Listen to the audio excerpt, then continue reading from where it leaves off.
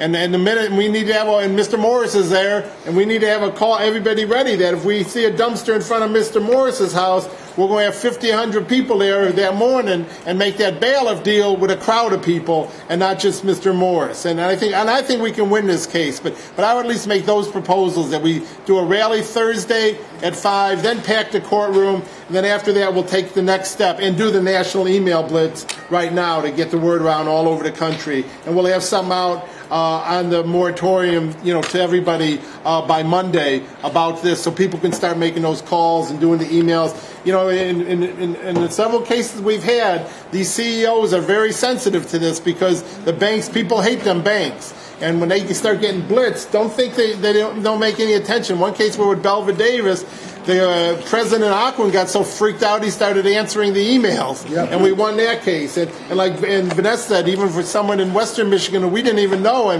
we just did an email blast and we were able to do it. So people shouldn't feel that we're powerless in this. But we got to turn the heat on and turn the heat on. This is a compelling case.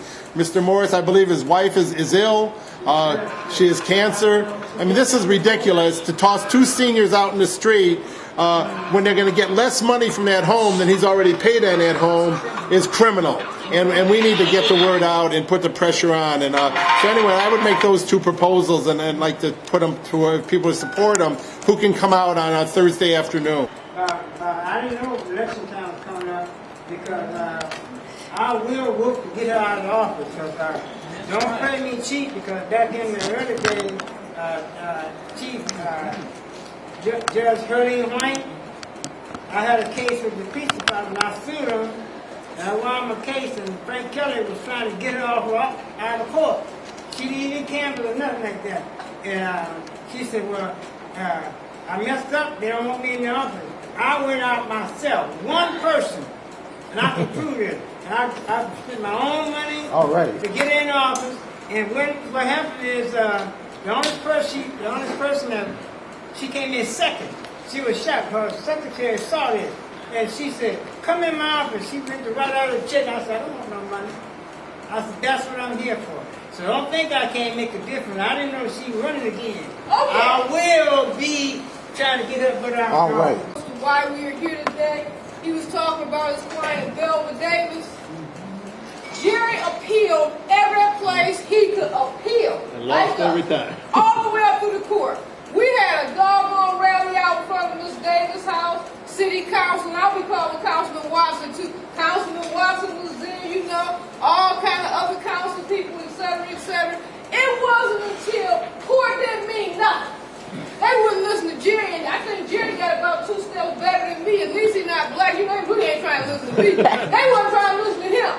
But the bottom line is, when we start shooting out those emails, when we start getting those rallies together, when we start shooting those actions, all that stuff started going out. They was mad as I don't know who. I remember Jerry had them on speakerphone one day because the publicity forced them to modify. They were so mad on the phone, they was talking to Jerry like dirt. Well, I don't know what I'm doing. But they were forced to do it because the people started putting the pressure on. And the thing about it is that a lot of times when you put the pressure on and you're in litigation before it's resolved or some kind of decision, they blow it off. It's like, well, this is, still litigation. Well, party over now. All bets are off. We got to go for what we know. And all I know is it's time for people to start staying in their house. Do you think it's worthwhile targeting the judge as well? You had mentioned threaten her reelectability. So I'd like to say that if that's the case, that the email campaign should also address that. And when we write the email, we need all the details that were just presented here in a nice, cogent fashion.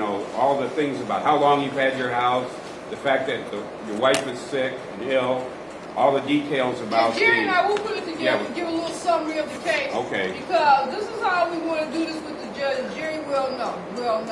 We want to, what should I say? Pressure her, but we just can't put in there out blank. Right.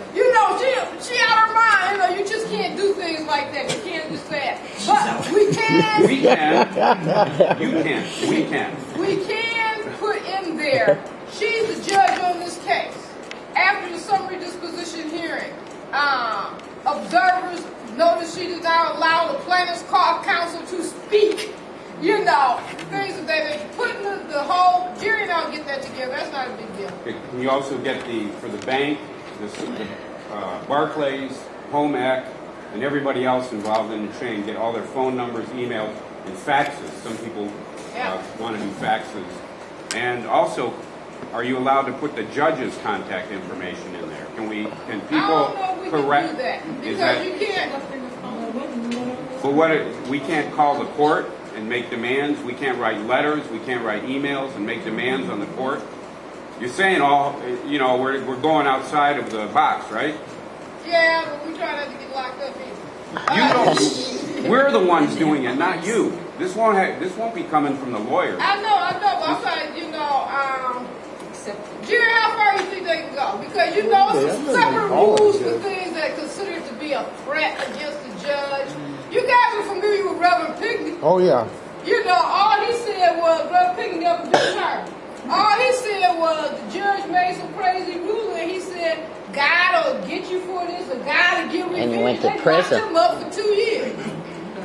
But we can talk about things But that are Jerry completely and I will legal. draft something up that cover everything, encompass everything, but also keep everybody cool. And so you're saying it doesn't pay to call the court.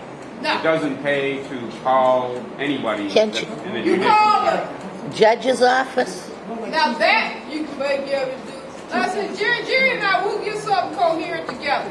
Because I think we need every front that we need to hit. We need to hit it all at once next week. Yeah. Now that's something we might be able to do. And also keep in mind, in terms of defending the home, that if they know we're involved, they may do what they did with Anthony King. It was a military operation. They brought the dumpster in, immediately followed by the bailiff and the crew that empties the house. They did it all in like 10 minutes. Right. Boom. So, Well, I'll tell you, anything is possible, but I don't think we're going to have to really be too concerned about an imminent eviction like that day. Because one, circuit court doesn't have jurisdiction to do that.